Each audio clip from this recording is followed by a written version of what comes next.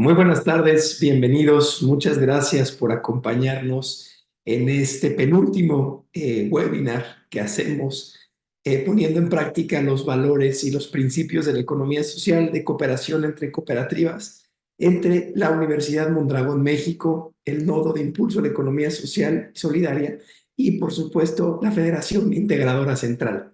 Muchísimas gracias. Antes de continuar, me permito cederle el uso de la voz a la contadora pública Carmen Laura Hernández. Adelante, por favor. Muchísimas gracias, Rafa. Siempre es un gusto estar aquí con ustedes compartiendo estos espacios. Muchísimas gracias a todos que están el día de hoy presentes, tanto colaboradores como dirigentes de nuestras 11 cooperativas afiliadas.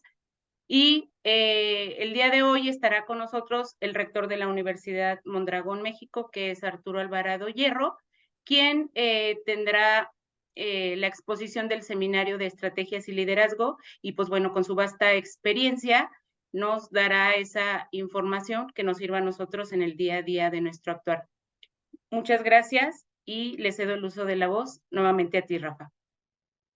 Muchas gracias, contadora. Voy a presentar, como ya anticipaste, a el rector de la universidad. Es ingeniero industrial y de sistemas con mención de honor y maestro en administración por el Tecnológico de Monterrey. Fue director del Instituto para el Desarrollo Social y Sostenible y director de la División de Mercadotecnia del TEC de Monterrey en el campus Hidalgo. Posteriormente, fue nombrado vicerrector de Mercadotecnia de la Universidad Tec Milenio a nivel nacional, siendo su último encargo el de vicerrector de vinculación y formación ejecutiva de dicha institución, con responsabilidad directa de más de 18,000 estudiantes adultos en programas presenciales y en línea. Fue miembro del Comité de Valores del Sistema Tecnológico de Monterrey y profesor de planta mejor evaluado en 2 ocasiones.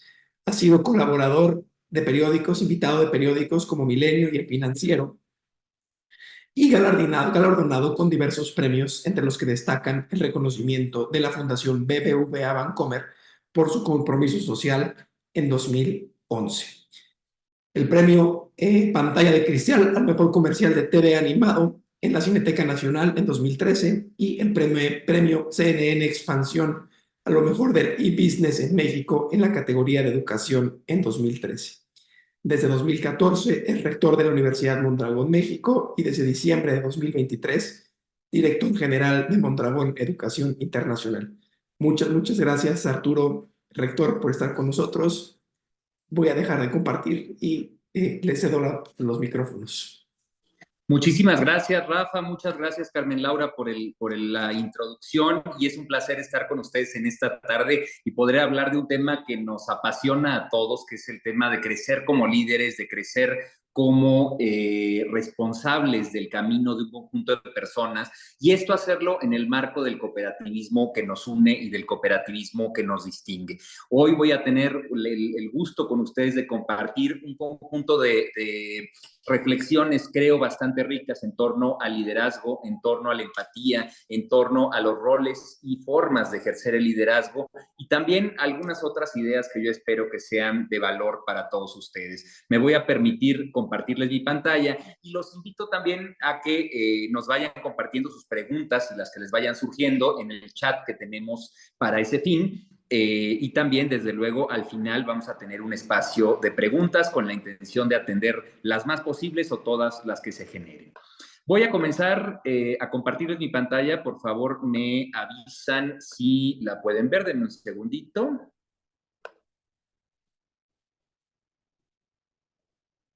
Ahí debería verse, si estoy en orden. Sí, la vemos, Arturo. Perfecto, muchas gracias. Pues como les compartía, el objetivo general de la sesión del día de hoy es potenciar las habilidades de liderazgo, buscando fomentar la cohesión y la alineación en una cooperativa desde una perspectiva que nos invite a reflexionar sobre la cultura de la cooperativa, nuestros propios roles en el liderazgo, el tipo de liderazgo que ejercemos y también la forma de en esta alineación brindar una dirección clara sin perder de vista la relevancia que tiene la empatía en la gestión, pensando en nuestro público cooperativo. La agenda de hoy, que es bastante ambiciosa, vamos a hablar primero de la cultura cooperativa como una herramienta de dirección, vamos a abordar los diferentes roles de liderazgo que podemos tener, a hablar también de la cohesión y la claridad desde la dirección, de la empatía en la gestión y finalmente del tipo de liderazgo que ejercemos como responsables de grupos de personas, como responsables de unidades de negocio y finalmente aquellos que lo son también como responsables de empresas cooperativas. Para empezar a hablar de la cultura como una herramienta de dirección, creo que es muy importante empezar reflexionando acerca de a qué nos referimos con herramientas de dirección. Desde la dirección, desde la gestión de personas y desde la gestión de cooperativas, hablamos de que tenemos un conjunto de herramientas que normalmente o usualmente se utilizan. Ejemplos de estas son, por ejemplo, la planeación estratégica. Cuando vemos que no hay un rumbo, pues tiramos de la planeación estratégica para establecer una visión, para establecer objetivos, para establecer planes de acción. Cuando vemos que no hay control sobre una organización, pues podemos ir hacia la gestión financiera, podemos tirar de la gestión financiera como un mecanismo de alineación. Podemos también esforzarnos en la gestión del talento como una herramienta muy importante para establecer no solo los perfiles, sino también las formas de reconocer, remunerar y orientar el desarrollo de las personas y los equipos. Lo mismo cuando nos ocurre que tenemos un proyecto, que tenemos una actividad nueva o que tenemos algo que podemos gestionar de una manera de inicio a fin. La relación con el cliente, el CRM viene por Customer Relationship Management o la gestión de la administración de la relación con el cliente. Lo mismo nos pasa con la inteligencia de negocio y el análisis de información. Es una herramienta importantísima cuando queremos saber dónde hay un problema, dónde hay cosas por mejorar. Nos pasa también con la comunicación interna y la colaboración. Es otra herramienta hacia la cual podemos tirar desde la gestión con la intención de generar una situación de cambio dentro de la organización. Está la gestión de la cadena de suministro, está desde luego la gestión del cambio una vez que se identifica algo que se quiere cambiar. Y la cultura también puede ser una herramienta de la dirección, no solamente de la que se jale y de la que se haga uso cuando tenemos un tema que mejorar o un tema que comunicar, sino que también la cultura es una herramienta que de manera constante y de manera pasiva está continuamente incidiendo sobre los aspectos de la vida cotidiana de una organización y en particular de una cooperativa. Para esto tendríamos que entender primero a qué nos referimos por cultura. Cultura, hablamos del conjunto de comportamientos compartidos de una organización.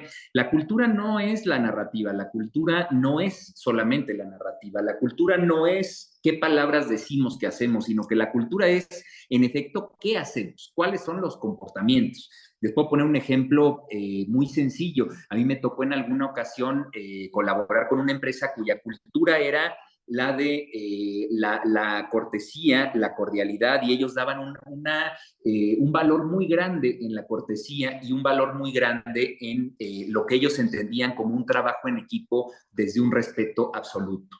¿Qué pasaba en la práctica? Pues que cuando se hablaba en un comité directivo, cuando se hablaba de buscar resultados, se hacían compromisos, pero ese exceso de cortesía, ese trabajar en equipo sin chocar con nadie, ocasionaba que no se tuvieran conversaciones difíciles y entonces se enfrentaban a que no había resultados. Es decir, decían que iban a hacer cosas, pero luego por cortesía mejor no chocar con nadie y entonces no terminaban ocurriendo o terminaban no ocurriendo las cosas. En esa línea, ¿cuál era la cultura? Pues más allá de la cortesía, era una cultura de complacencia. ¿Y cuál era el comportamiento? El comportamiento era: yo mejor no me meto con tu área para no generar encono y problema, y entonces decimos que vamos a hacer, pero en la práctica pues no hacemos porque es incómodo en ocasiones coordinar acciones. Entonces, ese es un ejemplo de cómo el comportamiento de la organización es la cultura. El comportamiento es lo que en efecto se hace y no lo que se dice. Y es una cosa en ocasiones difícil de ver.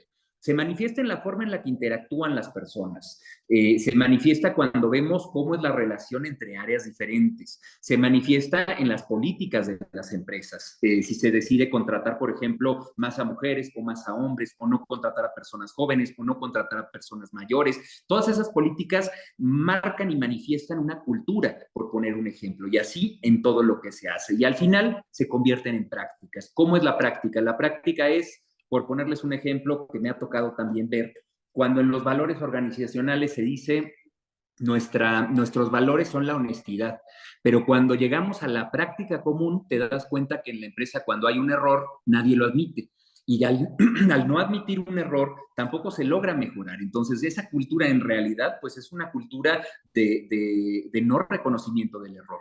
¿Cuál es la práctica? ¿Cuál es la verdadera interacción? ¿Cuál es la política? ¿Y cómo es el comportamiento? Esa es la cultura. Más allá de lo que escribimos es lo que se hace. Esto incluye valores puestos en práctica, incluye normas y pautas de comportamiento, incluyen los rituales y las ceremonias que hace la organización, que incluyen, entre otras cosas, el reconocimiento, incluyen la simbología y el metalenguaje, que esto va desde los íconos que identifican a la organización hasta el metalenguaje, que es cuáles son las palabras que se utilizan y se significan como organización para hablar de, por ejemplo, se habla de nuestros clientes como socios o se habla de nuestros clientes como la razón de ser de la empresa, se habla de nuestros clientes como usuarios, pues la manera de referirnos a los socios es una forma muy importante de utilizar el lenguaje. Se habla de los objetivos como la maximización de las ventas o de la facturación, o se habla de la maximización del resultado en beneficio de la sociedad. Todo ese tipo de lenguaje, todas las palabras que utilizamos en una organización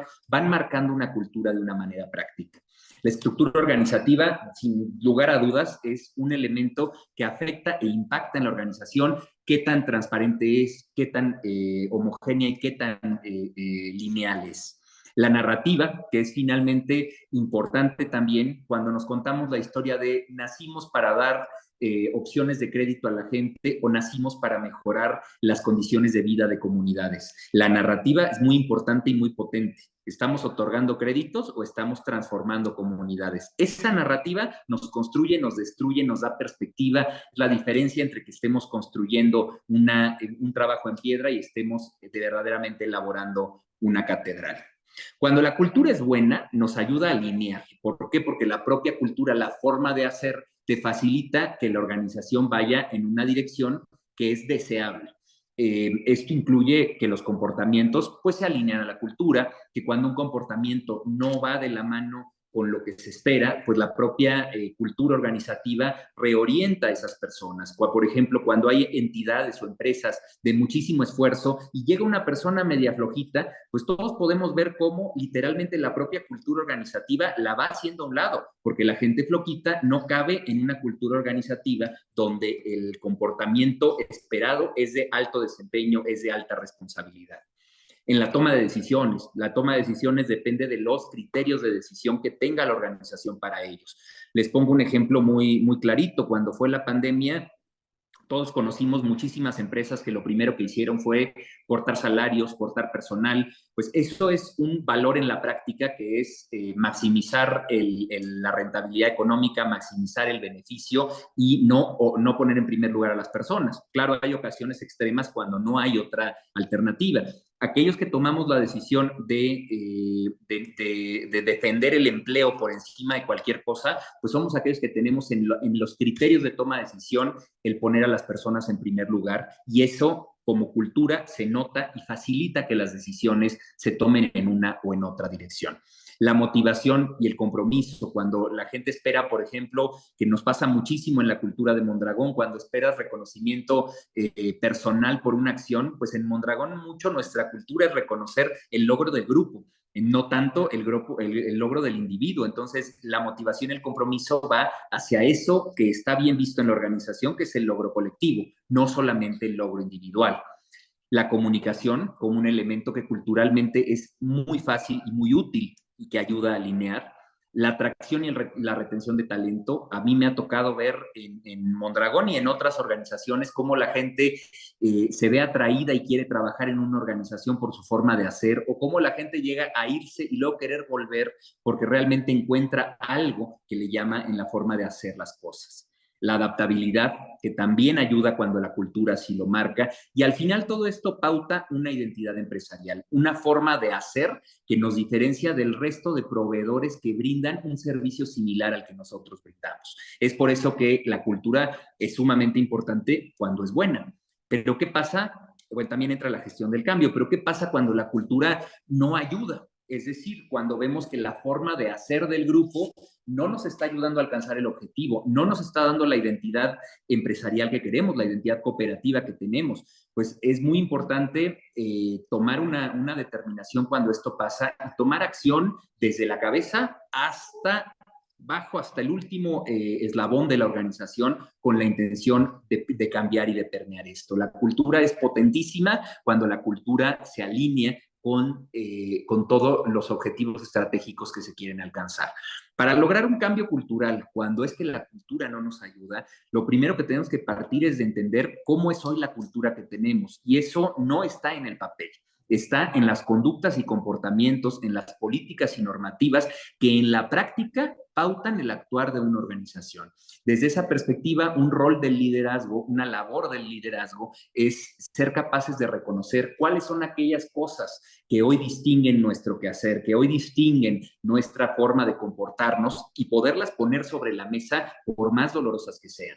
A partir de ahí se puede ya definir una cultura a nivel de contraste, de decir, lo que nosotros quisiéramos es una cultura más orientada a la transparencia, más orientada al trabajo en equipo, más orientada y empezar a definir qué significa y cuáles son las brechas que hay entre lo que actualmente son conductas premiantes y lo que nosotros esperaríamos o quisiéramos que fuera una cultura organizativa que nos ayuda en la cooperativa a lograr los objetivos y a lograr los resultados.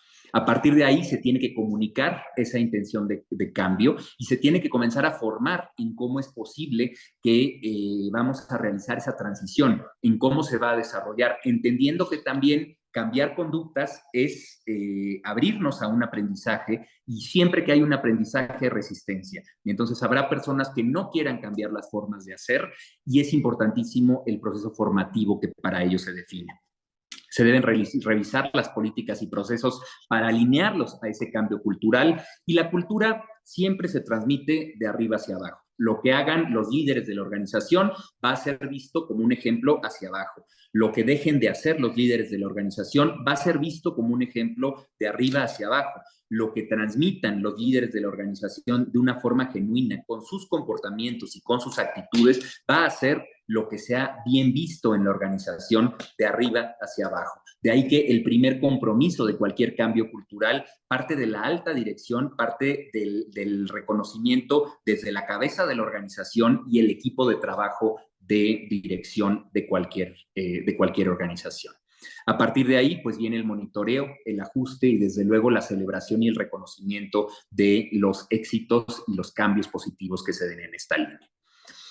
Hablamos de cultura en el marco del cooperativismo y en el marco del tipo de entidades que somos. Me gustaría señalarles algunas ideas partiendo de los principios cooperativos, cómo creemos nosotros que deben ser, que debe ser la cultura cooperativa en general, y que nos pueden servir como un ejercicio de contraste para pensar si las conductas y los comportamientos que hoy tenemos en nuestra propia cooperativa son así o no son así. La primera es colaborativa. Esto quiere decir no solamente trabajo en equipo, sino también disposición a colaborar en equipo, disposición a participar, a ayudar entre áreas. La segunda, que es muy importante, que es un signo indiscutible del cooperativismo, es la democracia y la participación. Si las decisiones se toman de manera unilateral, si las decisiones se toman desde arriba hacia abajo sin considerar la opinión de nadie más, pues va a ser muy difícil que estemos teniendo una cultura auténticamente cooperativa que construya y colabore desde abajo hacia arriba abajo y en cada arista. De manera transparente y desde luego con una comunicación abierta. La transparencia es un valor del cooperativismo, y en este sentido una cultura transparente permite que todas las personas se sientan identificadas con aquello que conocen. La comunicación abierta permite el externar inquietudes personales, inquietudes laborales de una manera propicia a una cultura positiva. Justa, digo, la justicia es un tema muy complicado, pero la justicia es siempre una aspiración humana más que una cosa que tangiblemente podamos alcanzar. Sin embargo, una cultura en donde se busca premiar el resultado, donde se busca premiar el mérito, donde se busca premiar la actitud acorde con la cultura, y donde no hay favoritismos, donde no hay prácticas que puedan tender a ser discriminatorias es algo que definitivamente va con el cooperativismo. La responsabilidad social, las cooperativas nacemos de la responsabilidad que tenemos con el entorno, con nuestros asociados, con nuestra función social, y esta responsabilidad social tiene que ser parte de los diálogos, de la narrativa y de la toma de decisiones que se hace en una empresa cooperativa. Solidaria, solidaria para adentro y solidaria para afuera, solidaria con otras cooperativas, solidaria con sus propios colaboradores, solidaria entre sus diferentes áreas, y esta es una parte en ocasiones difícil de medir, pero bastante fácil de palpar cuando nos encontramos con una entidad que verdaderamente es solidaria. Formativa, el principio de la capacitación, la formación y el desarrollo de las personas es un principio que nosotros tomamos muy en serio en el cooperativismo de Mondragón, y en ese sentido, una cooperativa en donde las personas, los colaboradores no están formándose, no están aprendiendo, no están desarrollándose, para nosotros es difícil de sobrellevar, difícil de justificar. Desde luego, con un foco en el servicio, la cultura cooperativa pasa por el servicio a nuestra sociedad, pasa por el servicio a nuestros asociados, y el foco en el servicio tiene que estar desde arriba hacia abajo en todos los elementos que hagan realidad a nuestra entidad. Y finalmente, una que es más bien una invitación de nuestra parte, la cultura flexible, que quiere decir la apertura a hacer las cosas de una manera diferente, la apertura a hacer cosas nuevas que antes no hemos hecho, y la apertura a cambiar nuestras propias prácticas, siempre y cuando vayan en favor de la comunidad, de nuestro quehacer profesional y de nuestros socios. Ahora bien, el líder, ¿qué tiene que ver con esa cultura? Pues el líder es el que crea las condiciones para que se logren los resultados. El líder es el responsable de elegir a las personas que vivan una cultura, que fomenten una cultura. El líder es el responsable de reconocer, de premiar y de celebrar cierto tipo de comportamientos. El líder es también el responsable de establecer las políticas y las normativas que sean conducentes con ciertas formas de actuar, con ciertas formas de hacer. Al final, el líder, ya sea de una cooperativa, de una entidad en lo general o de un grupo de trabajo en lo particular, es responsable que existan las condiciones para que las personas se conduzcan de una cierta manera, para que no solamente sea bien visto, sino que sea más sencillo trabajar de una cierta manera que de cierta otra, a través de políticas, de normas y de la nutrición de una cultura con reconocimiento, con comunicación y desde luego con muchísima observación de las mismas. Y evidentemente lo que hay detrás de la cultura somos personas actuando en favor de una u otra forma de hacer. Y esto es la labor más importante y la responsabilidad más grande del liderazgo, es promover a las personas correctas, desde luego retener al talento correcto y hacer que esto sea de una manera justa y de una manera propicia con las condiciones que tenemos en las cooperativas. Hasta aquí hemos hablado un poquito de la importancia de la cultura, de cómo podemos cambiar la cultura organizativa partiendo de reconocer qué cultura tenemos en la práctica y empezando a pautar hacia dónde podría ir nuestra cultura. Algunos visos de cómo se ve una cultura cooperativa que sobre todo pasan de la reflexión a la acción cuando somos capaces de poner sobre la mesa cómo son nuestros comportamientos como organización y como grupos de trabajo. Ahora hablemos de los diferentes roles. Ya hablamos de las herramientas que tiene la dirección, de algunas herramientas y cómo la cultura es una de ellas, pero hay también diferentes roles de liderazgo. Y cuando hablamos de roles, hablamos de diferentes funciones y hablamos de diferentes momentos. Cambiamos de rol dependiendo de las circunstancias. No podemos gestionar igual una empresa que está naciendo que una empresa que está consolidada, que una empresa que está en declive. No podemos gestionar igual a una persona que tiene muchísima experiencia que una que está entrando, que una que está reconvirtiendo un negocio. No podemos gestionar igual en tiempos de crisis que en tiempos de solvencia y de paz. Entonces tenemos que ser capaces de cambiar nuestro rol con las personas, con los momentos y con las unidades de negocio que tenemos a nuestro mando. Eso quiere decir que el líder no siempre va enfrente. El líder va donde tenga que ir para que las cosas marchen. Si el líder tiene como objetivo lograr resultados a través de las personas y que esas personas le den la autoridad de su confianza para poderle seguir, el líder tiene que tomar el rol que situacionalmente haga falta en cualquier momento de la organización, de una unidad de negocio y desde luego del desarrollo de cada una de las personas que le acompañan. Debe cambiar de rol conforme haga falta para el bien del proyecto y para el bien en un momento dado del área funcional que dirige.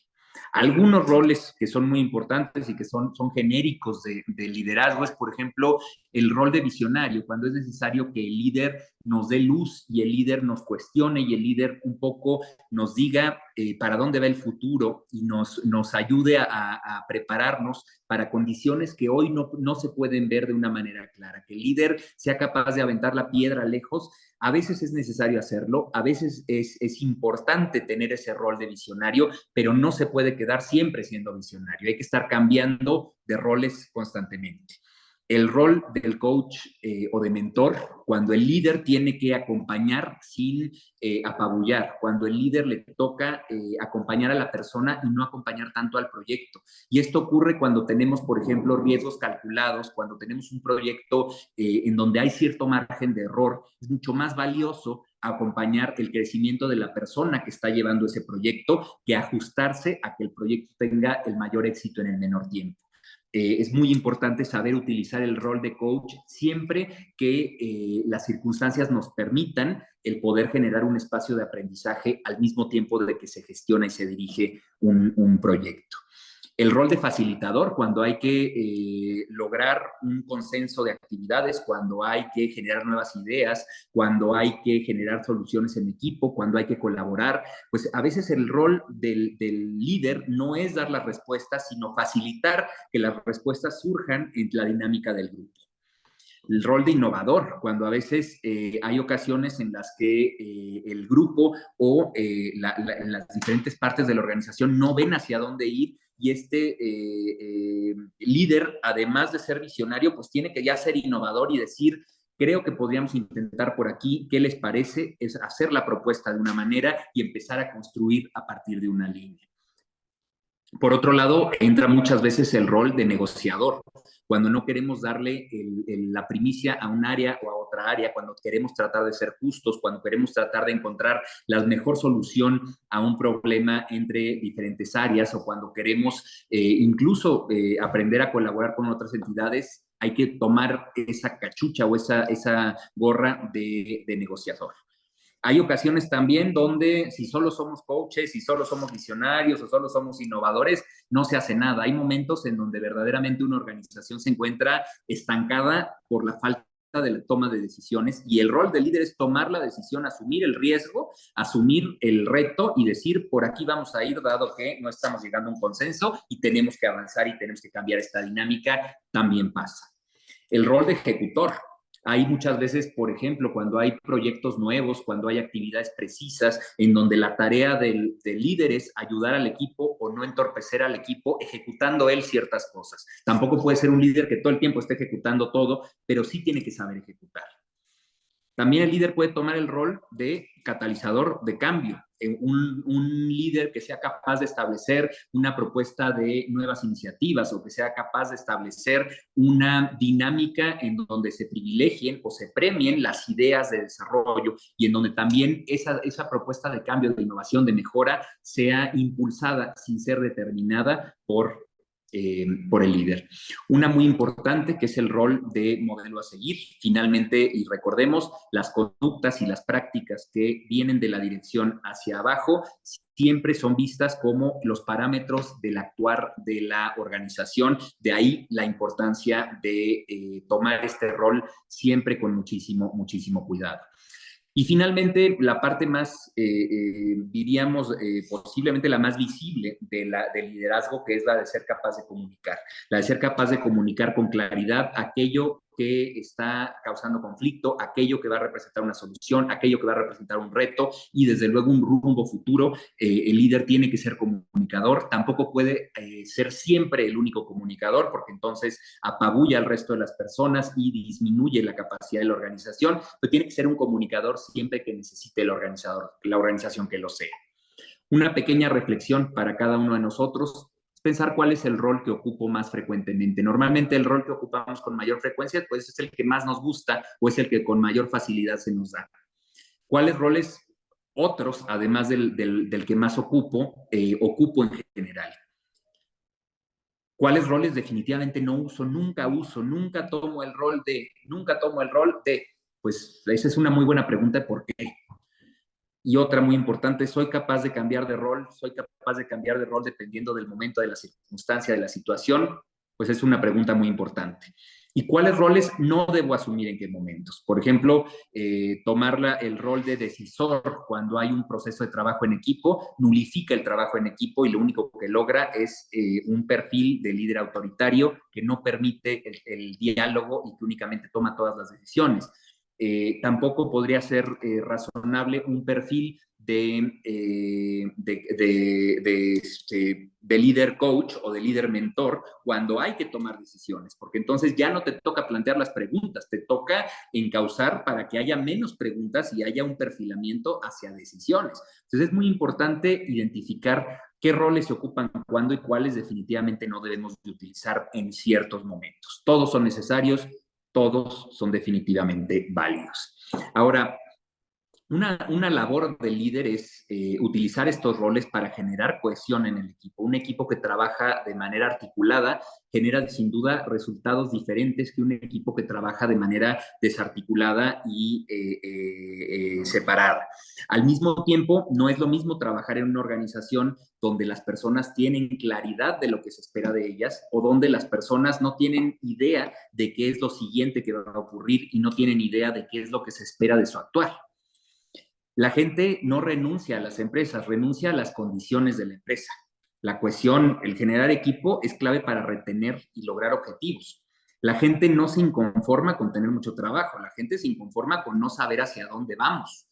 El saber hacia dónde vamos es esa capacidad de brindar cohesión y de generar, claridad.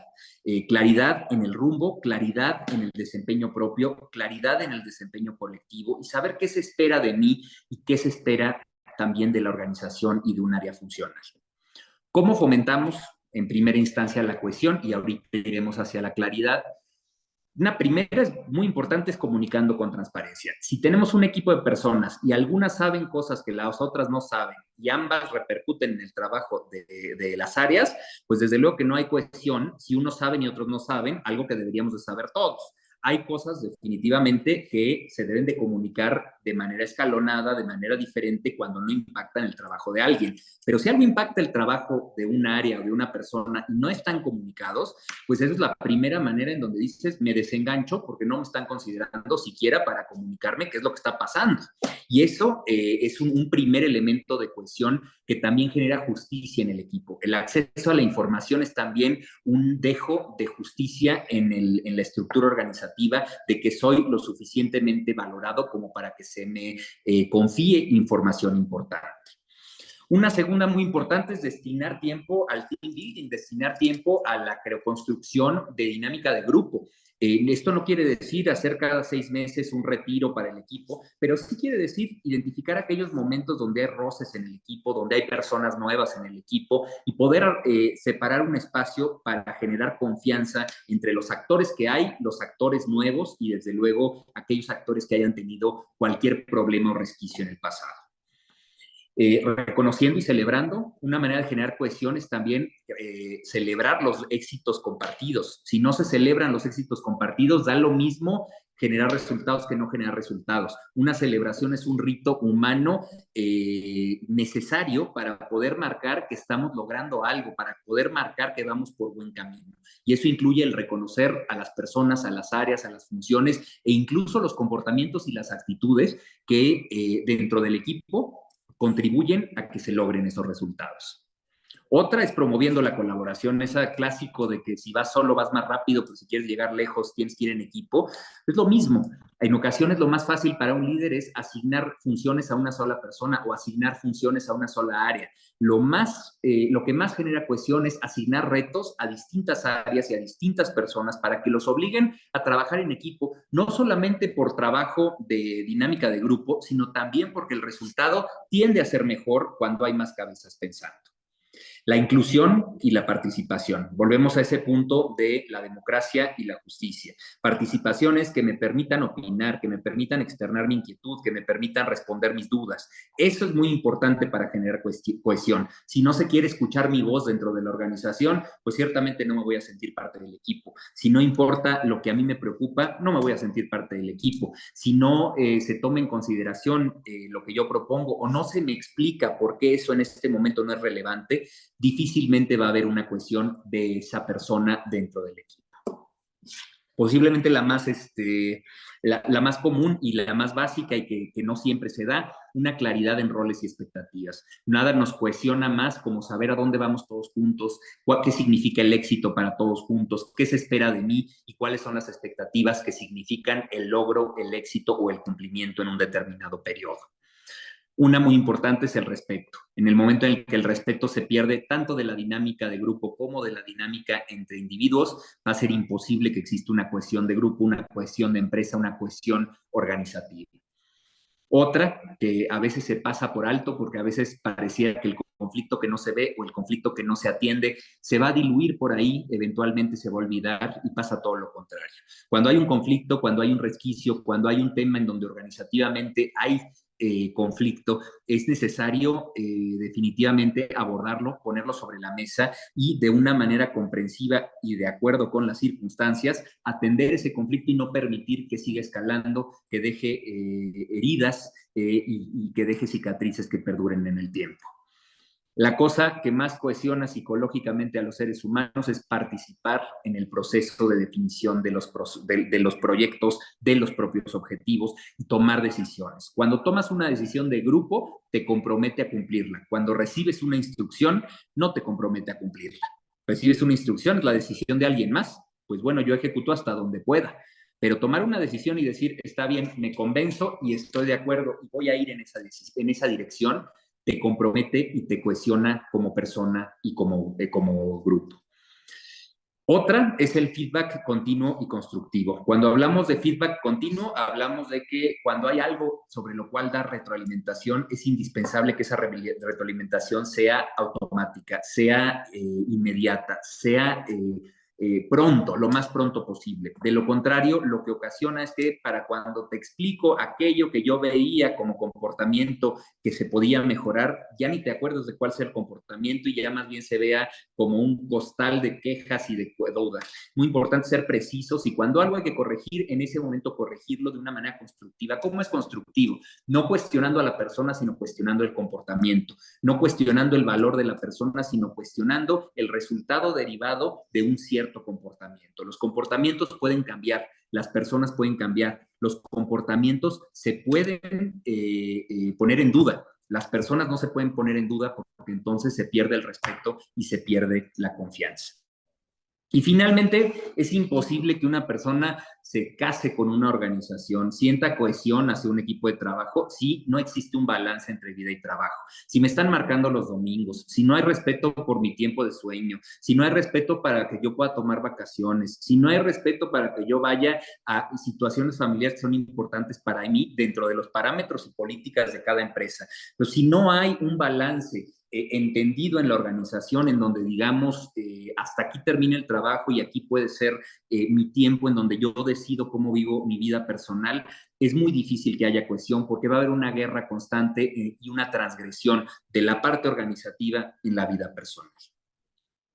Ahora bien, esta es la parte de cohesión. La parte de claridad se parece increíblemente mucho. ¿Por qué? Porque empezamos dando claridad desde la comunicación, pero empezamos dando claridad desde que compartimos una visión. Yo les doy un ejemplo muy preciso. En la Universidad Mondragón, México, todos sabemos la visión porque formamos personas comprometidas que transforman su mundo. No estamos formando profesionales, no estamos formando estudiantes, no estamos acompañando a los alumnos a que encuentren su vocación. Tenemos el compromiso de formar personas. ¿Eso qué quiere decir? Que cuando tenemos que tomar una decisión, la gente tiene la claridad de que el estudiante va primero, el estudiante va después, y la parte de valores y su formación como ser humano capaz de desenvolverse en el mundo va primero que otra cosa, y nos lo tomamos muy en serio. Compartir una visión te permite hacer mucho más sencillo lo que sigue hacia adelante y lo que quieras cambiar, mejorar y modificar. Comunicando clara y consistentemente. Esta parte es el equivalente a cuando en una organización, oigan, pues el jefe hoy me dijo tal cosa, mañana me dice tal cosa, cuando hay que hacer algo hay que preguntarle exclusivamente a ver qué opina y nunca sabemos más o menos por dónde va a ir la cosa. Pues me desconecto porque no hay claridad. La claridad es cuando hay un criterio de decisión que más o menos rige por dónde va a ir la organización. Si no hay consistencia, pues entonces no hay claridad. Porque si no hay consistencia en la toma de decisiones, si no hay consistencia en la comunicación, un día estamos diciendo una cosa y promoviendo una cosa, otro día estamos diciendo otra cosa y promoviendo otra cosa, esa consistencia es profundamente importante. Transparentando también los criterios de la toma de decisión, transparentando cuáles son las líneas rojas y transparentando qué es lo que se espera de la organización en el largo plazo. Dando apoyo ante la duda y el error. Cuando alguien genuinamente tiene una duda, la organización tiene la responsabilidad y los líderes tenemos la responsabilidad de responder las dudas genuinas, pero también tenemos la responsabilidad de acompañar cuando hay un error, de acompañar y de dar claridad a que nos podemos equivocar y podemos reconstruirnos y podemos cambiar en el proceso. La más importante es siendo clarititos y realistas con las expectativas de cada puesto de trabajo, de cada área organizativa, de cada proyecto que emprendemos. Planear las contingencias también da claridad, porque cuando decimos qué pasa si el resultado no se da y tenemos una respuesta para ello, qué pasa si el resultado se da a medias y tenemos una respuesta para ello, pues entonces hay claridad, porque sabemos qué pasa si. Y si no tenemos esa idea de qué contingencias podemos tener y entonces pensamos que se va a acabar el mundo, pues no hay claridad, porque no sabemos cuáles son las cotas y los límites. Y es bien importante que sepamos todos juntos cuál es la contingencia y cómo puede ser. Posiblemente de este slide, la parte más importante es el feedback bidireccional. ¿Qué quiere decir feedback bidireccional? Sí, al líder le corresponde corregir y modular las conductas de los equipos de trabajo, pero al líder también le corresponde escuchar las inquietudes, las preocupaciones y las dudas que hay de parte de los equipos de trabajo. Una organización que tiene claridad y que tiene cohesión es capaz no solamente de dar retroalimentación al colaborador, sino también de escuchar al colaborador y recoger qué le preocupa, qué ideas tiene, qué proyectos tiene y de qué otras maneras visualiza y modela su quehacer. Y finalmente, la accesibilidad, que es no vivir detrás de la puerta, ser percibido como una persona con la que se puede tener una cita, se puede tener una reunión, se puede acceder y se puede tener una charla normal. El liderazgo accesible hace finalmente que seamos personas con las cuales se pueda hablar, nos puedan encontrar y puedan tener un diálogo abierto. Todo esto, la cultura, los roles del liderazgo, la claridad, y desde luego la cohesión, pasan por un eje que toca todo eso. Toca el liderazgo, toca la cultura, toca el rol de liderazgo, toca la cohesión y es la empatía. A veces creemos que la empatía es una simplicidad, pensamos a veces que es una pérdida de tiempo, o algunos pueden llegar a pensar que hablar de empatía es irnos muy al lado soft, cuando realmente tenemos que estar enfocados en el resultado. Pero bueno, ¿qué significa la empatía? De una manera muy básica, la empatía es la capacidad de ponerte en los zapatos de la otra persona. ¿Y esto por qué es importante? Porque es lo que nos ha permitido en una primera instancia sobrevivir. Está bastante documentado para el ser humano que la empatía es y ha sido la... Uy, creo que perdí un minuto acá estoy. Ahí ya se ve. Gracias. La empatía es y ha sido el elemento que ha permitido que las madres cuiden de sus hijos, que los colectivos cuiden de los niños, que las personas se conecten las unas con las otras. La empatía es esa capacidad que tenemos de sentir el dolor ajeno, sentir la alegría ajena y también al sentir el dolor ajeno, compadecernos del otro, aunque no estemos de acuerdo con el otro, aunque pensemos diferente que el otro, aunque tengamos una emocionalidad distinta que el otro, ponernos en los zapatos y decir, uy, aquí puede estar pasando en una circunstancia muy individual, una situación que puede ser muy complicada. Nos ha permitido la empatía vivir en grupo, la empatía es la que nos ha permitido trabajar los unos con los otros y generar relaciones de cohesión social. nos ha dado tribus y grupos de trabajo, solamente se da amistad cuando hay empatía, solamente se da solidaridad cuando hay empatía, solamente se da colaboración genuina cuando hay empatía, y eso da también un sentido de pertenencia. Es nuestra naturaleza más profunda porque ya de par de décadas para acá está bastante probado que las neuronas espejo dentro de nuestros cerebros y dentro de nuestras médulas, porque están en varias partes del cuerpo, nos permiten estar biológicamente habilitados para sentir el dolor ajeno, para sentir la alegría ajena, y esta es una sensación que se tiene que conectar la razón con la emocionalidad para estar presentes en el momento. No está al margen ni del cooperativismo ni del liderazgo, no es un gesto de debilidad, es auténticamente un gesto de inteligencia. Dicen los psicólogos cognitivos que no hay manera de utilizar la inteligencia humana si no se suma la razón con la emocionalidad. Pues la parte más básica de la emocionalidad no es solo el sentir propio, es el sentir colectivo y es esa capacidad para ponernos en los zapatos de los demás. ¿Es una característica o no de una cultura organizativa, una cultura empática o una cultura no empática? Depende de qué tipo de cultura queramos generar. En la cooperativa, es la capacidad de los líderes para entender, compartir y responder a sentimientos, pensamientos y experiencias de los empleados, colaboradores e incluso de los socios, asociados, clientes, etcétera. Esta capacidad para situarnos no solamente comprendiendo al otro, sino haciendo un esfuerzo por entender lo que está sintiendo. Esta empatía es la que nos habilita para cambiar prácticas, para mejorar comunicaciones, para reconducir circunstancias. Se fomenta cuando hay un feedback bidireccional, cuando permitimos que nos digan cosas, cuando permitimos que se expresen las cosas, cuando se escucha y cuando hay una apertura verdaderamente a esta escucha de los demás. Esta escucha es el primer paso hacia la empatía y esta empatía es el primer paso hacia la construcción de una cultura en donde haya una cohesión y en donde haya un aprendizaje que va mucho más allá de las cosas tangibles y se va mucho más hacia los sentimientos, las emociones y el enganche emocional de cada persona con la organización. Se manifiesta cuando sabemos que estamos viendo que una organización es empática, cuando es respetuosa, cuando es considerada con todos los puestos de trabajo, cuando es considerada con que cada puesto de trabajo tiene dificultades diferentes, tiene retos diferentes, tiene realidades diferentes y que no hay puesto más fácil que el otro y no hay puesto más difícil que el otro y no hay puesto que sea ni mejor ni más importante que el otro.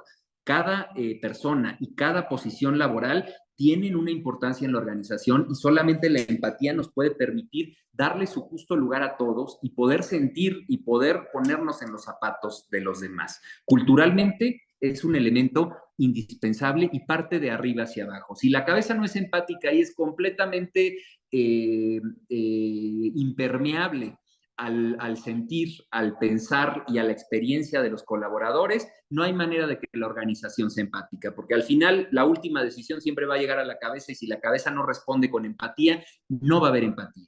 Ahora, empatía tampoco significa perdernos en sentimentalismos, significa entender al otro y a partir de ahí reconducir atendiendo a la persona y atendiendo al resultado. Pero primero hay que tener apertura, primero hay que tener escucha y primero hay que abrirnos a que el colaborador nos brinde también un feedback bidireccional, nos brinde también su sentir, su opinión y su inquietud. La empatía nos permite comprender las necesidades y preocupaciones, fomentar la confianza, mejorar la comunicación, mejorar la relación del líder y el empleado o el colaborador, incrementar el compromiso, resolver y sobre todo prevenir muchos conflictos que hoy en día no existen, desarrollar un liderazgo inclusivo con todas las personas de la organización y poder dar un paso más allá. La empatía se practica y la empatía es una decisión para la cual biológicamente estamos habilitados todos y que no está solamente, no debe ser solo visible en el ámbito personal, debe estar visible en el ámbito profesional también. Y eso me lleva a la última parte, antes de llegar a la sección de preguntas, y es las tipologías de liderazgos. Hay muchas formas de ser líder y todos tendemos a ser de cierta manera por nuestras propias características personales. No hay tipos de liderazgo buenos ni malos, sino que hay tipos de liderazgo diferentes y desde luego tipos de liderazgo que son más buenos o más malos dependiendo de la circunstancia. Lo importante es saber desarrollar aquellos estilos que no se nos dan tan fácilmente, porque los que se nos dan fácilmente los vamos a implementar de manera natural. Lo importante es cuáles son los tipos de liderazgo que a veces hacen falta y que no se nos dan. Identificar que el líder hace que las cosas sucedan y cuida las condiciones, y esto implica liderar de forma distinta a proyectos y personas distintas, que requieren estímulos distintos y que se pueden encontrar en momentos de la vida dramáticamente diferentes. No hay liderazgos ni buenos ni malos, hay liderazgos que pueden ser buenos o malos dependiendo de las circunstancias y de los proyectos y de las personas. Les dejo algunos tipos de liderazgo. El autocrático o el autoritario, que es el que toma todas las decisiones, concentra toda la información, concentra todo. Este es un tipo de liderazgo malo, pues es un tipo de liderazgo muy bueno cuando una organización es nueva e incipiente. Es un tipo de liderazgo muy malo si se pretende desarrollar a las personas y lograr cosas que vayan más allá de un emprendimiento o de un startup. El tipo de liderazgo democrático o participativo es un tipo de liderazgo muy bueno cuando la intención es cuestionar a las personas, generar equipo, generar proyectos. Pero puede ser un tipo de liderazgo muy malo cuando hay que tomar decisiones y cuando hay que llegar a resultados a una velocidad donde el mercado nos esté comiendo, donde algo sea urgente, porque tanta democracia nos puede llevar a la inacción y al exceso de asambleísmo. Entonces, mediar este tipo de contrastes es sumamente interesante y complicado. El estilo dejar hacer o el delegativo, pues es un tipo de liderazgo extraordinario para desarrollar a la gente si se le da seguimiento y se le permite hacer. Pero también puede ser un tipo de liderazgo muy malo si la gente es nueva, si la gente no tiene las competencias, si la gente tiene dudas, o si los equipos no están maduros, o si los temas son en extremo vitales y urgentes. Entonces, todo depende del momento, depende de las circunstancias, depende de la situación. Un liderazgo transformacional, cuando vamos hacia esta capacidad de incidir en los demás y orientarles hacia el cambio, hacia la transformación de personas, procesos, organizaciones, que puede ser muy bueno si tenemos que enfrentar un reto disruptivo y puede ser muy malo si tenemos que hacer frente a una operación muy, muy pesada y muy, muy recurrente. El transaccional. Hay tipos de liderazgo en donde, bueno, si tú vas cumpliendo ciertas cosas, yo te voy dando ciertas libertades. Puede ser muy bueno para hacer crecer a las personas basándonos en objetivos, puede ser muy malo si toda la relación de liderazgo se basa en la espera de algo nuevo, diferente y de algún tipo de incentivo. El liderazgo carismático, que es el que tiende a, con su extremo de personalidad, de capacidad y de inspiración, a mover colectivos y masas. Puede ser muy bueno, pero puede ser muy bueno para una transformación, puede ser muy bueno para un momento difícil, puede ser muy bueno para una crisis, pero puede ser muy innecesario cuando lo que queremos hacer es construir equipo, porque puede concentrar todo en la presencia de una persona. El liderazgo situacional, que sin duda lo debemos de poner en práctica todos en la mayor parte de los casos, que es dependiendo de la circunstancia y dependiendo de la persona, dependiendo del proyecto y dependiendo de la empresa, aplicar el tipo de liderazgo que convenga a la circunstancia. No el que más nos guste ni el que más se nos facilita, sino el que más convenga. Y desde luego, en el corazón del cooperativismo está el servicio.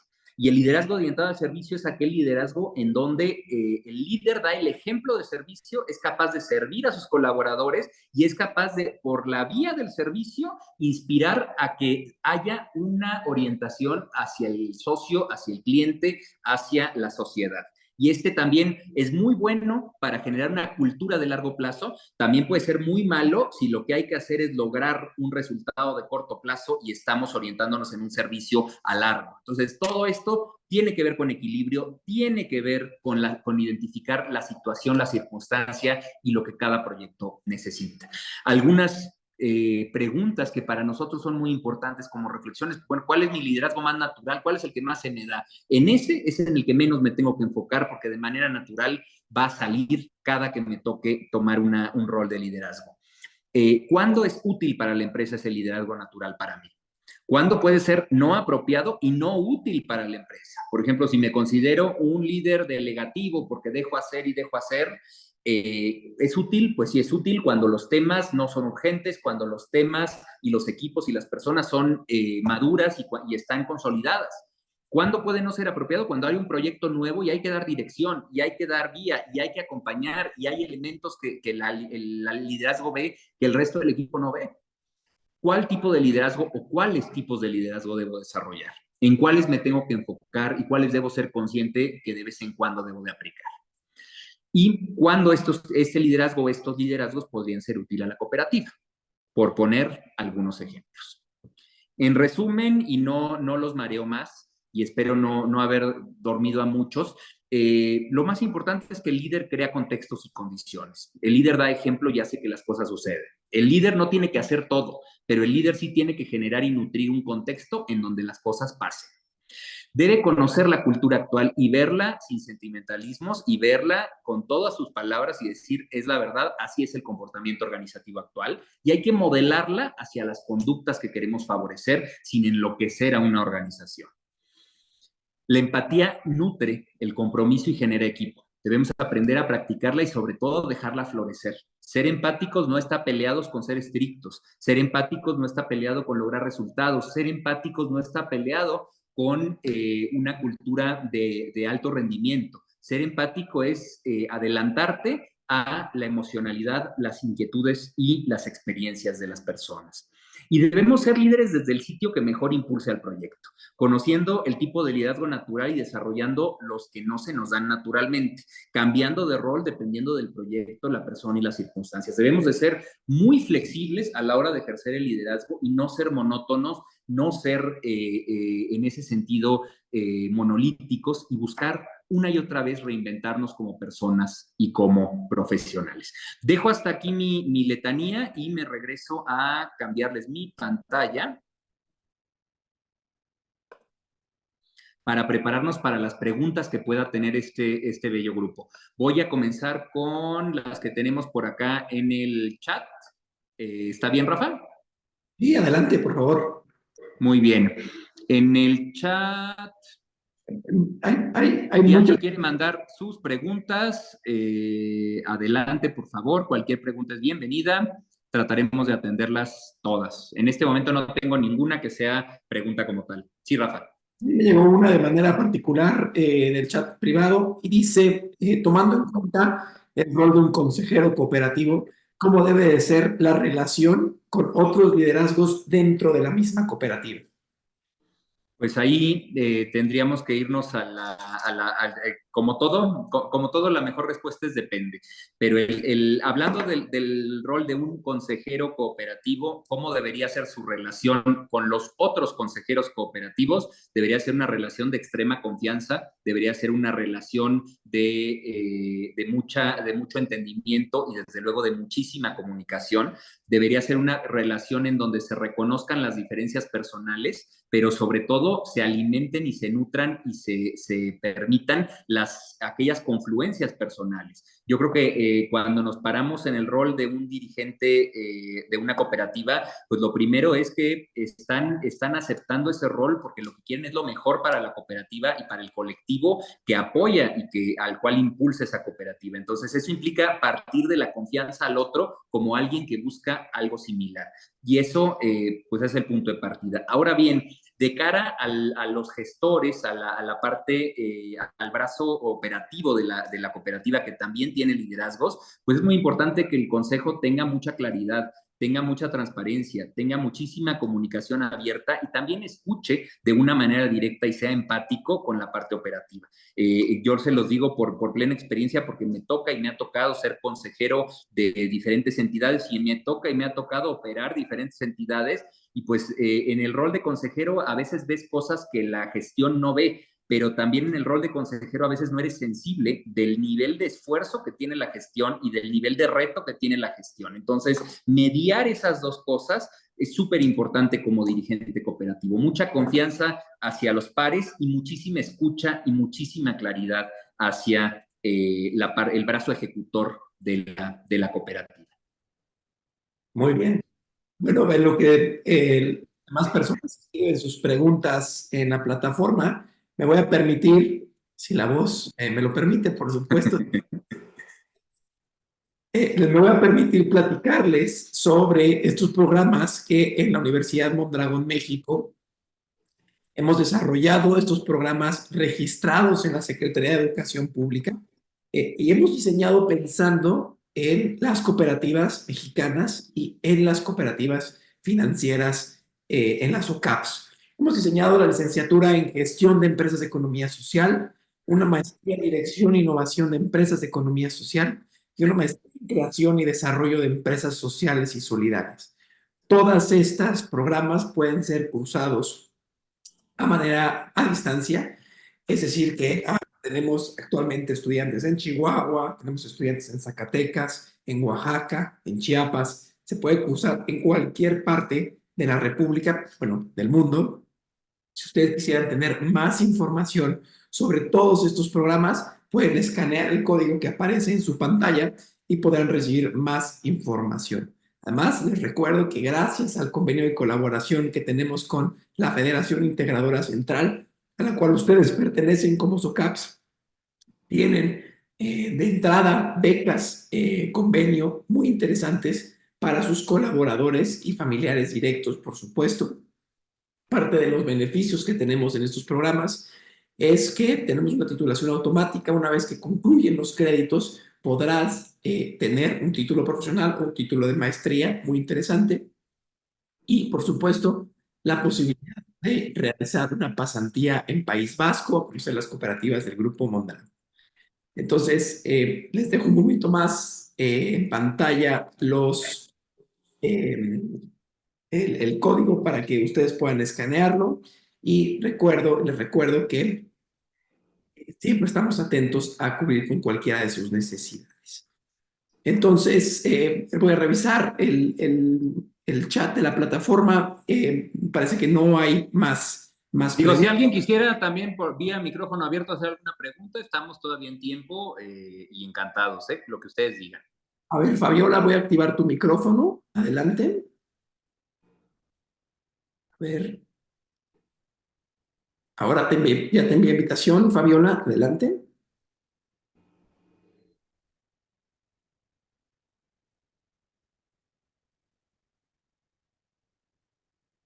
Fabiola, ¿puedes activar tu audio, por favor?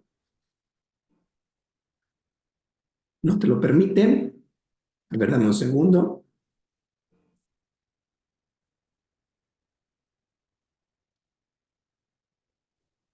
A ver, ahora, Fabiola, perdón.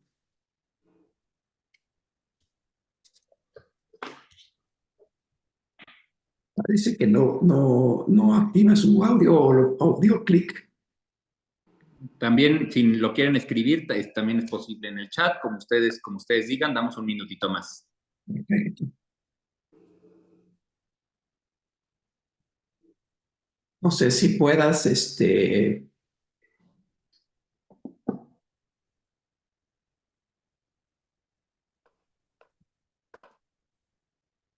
ahí te estoy mandando las solicitudes para que actives tu audio, Fabiola.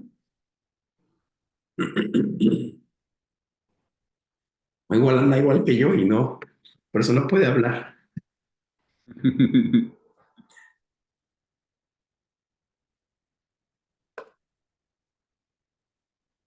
Bueno, pues me parece que no. No hay ningún problema. Yo realmente agradecerles muchísimo su atención, esperando no haberles cansado. Es un tema muy importante y muy apasionante. Y reiterarles que la responsabilidad número uno del liderazgo es mejorar uno para poder ser mejor líder. No podemos transmitir lo que no somos, no podemos pretender que otros sean lo que nosotros no somos y no podemos exigir lo que no tenemos. Entonces, sean, por favor, siempre muy, muy conscientes de que con el ejemplo es como vamos a arrastrar a los demás y cuidemos muchísimo aquello que proyectamos, aquello en cómo nos conducimos y todo lo que promovemos. Ahí llegaron algunas preguntas de Noé de la Cruz Delgado que dice, en el principio hablaba de la cultura organizacional. En el libro de la Universidad Disney de Doug Lipp, habla que es importante para las organizaciones y eso da identidad. Y al dar identidad, da pertenencia. Y al dar pertenencia y alinear los objetivos personales a los institucionales, encuentras una razón de ser y un motivo. Eso es muy interesante y lo retomo como comentario. Gracias, gracias Noé. Un muy buen comentario y totalmente de acuerdo con el rol de la cultura organizacional, sobre todo la cultura puesta en la práctica, más allá de cualquier palabra, más allá de cualquier texto, aquello que vivimos todos los miembros de la organización en la manera y en la medida en la que nos comunicamos e interactuamos. Muy bien, también Ana Gina Gallegos dice que para nada fue cansado, al contrario, muy interesante. Muchas gracias por compartir. Y Ana dice que fue muy útil y muy digerible. Por allá de Caja Popular Marabatío, de Mercadotecnia, el equipo de Mercadotecnia dice muy interesante. Saludos desde Caja Popular Marabatío. Otro saludo también para a Marabatío y en particular a la Caja, por supuesto. Y pues bueno, me parece que son las preguntas, rector, te lo agradezco. Pregunta a Nayina Gallegos, ¿qué recomendación le harías a una persona que tiene un liderazgo demasiado exigente y en ocasiones esto provoca ciertos conflictos con las demás personas? La primera tema es, no hay tal cosa como un liderazgo exigente. Habemos personas exigentes en diferente magnitud.